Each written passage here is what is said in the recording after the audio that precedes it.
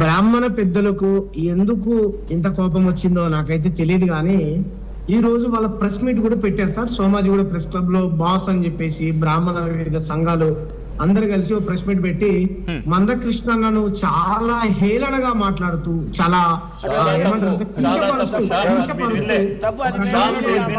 చాలా తప్పది.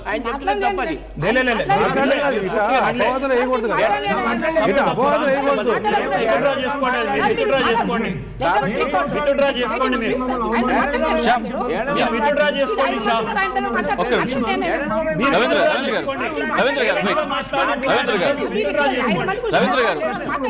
గారు లెట్ హిమ్ టాక్. లక్ష్మీనారాయణ గారు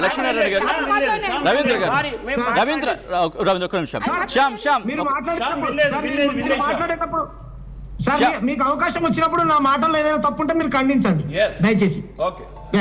ఓకే సార్, మా సూటి ప్రశ్న సార్, ఈ దేశంలో మీరు చెప్పినట్టుగా ఏ మత గ్రంథాన్ని మా అయ్యలు మా తాతలు ముందు చదవలే. మేమైతే భగవద్గీతను చదవాలి, బైబుల్ని చదవాలి, ఖురాన్ని చదవాలి, ఏ మత గ్రంథాలను కూడా చదవాలి. మీరు చెప్తున్నారు దైవం మా ఏమంటారు దేవుడు ఈ సృష్టిని సృష్టిస్తే ఏమంటారు ఈ మొత్తం మంత్రం దేవుడు మంత్రం ఆధీనంలో ఉంటాడు, ఆ మంత్రం బ్రాహ్మణుల ఆధీనంలో ఉంటారు. కాబట్టి మనుషులందరూ మీ ఆధీనంలో ఉండాలని మీరు చెప్పదలిచినట్టు మాకైతే స్పష్టంగా అర్థమైంది. సరే ఓకే, మేము మీ ఆధీనంలో ఉంటాం. మీరేమంటున్నారు బ్రాహ్మణ క్షత్రియ వైశ్య శూద్ర అనేటువంటి 4 వర్ణాలు మాత్రమే ఉన్నాయా అంటా ఉన్నారు. మేమేమంటున్నాం పంచమ వర్ణం పేరుతోని వేల వందల లక్షల సంవత్సరాలుగా ఈ దేశంలో దళితులు అనబడేటువంటి వాళ్ళు మీ నోటి నుంచి మీరే చెప్పారు 61 కులాల్లో ఉన్నటువంటి దళితులు కాశ్మీర్ నుంచి కన్యాకుమారి దాకా అన్నిటికీ ఈ రోజు ఎందుకు దూరంగా ఉన్నారు? వేల సంవత్సరాల నుంచి సామాజిక రుగ్మతల్ని వాళ్ళు ఎందుకు ఎదుర్కొంటా ఉన్నారు? నెంబర్ 2 మీరు అన్నారు ఆధిపత్యం ఎక్కడుందా అని అడిగారు.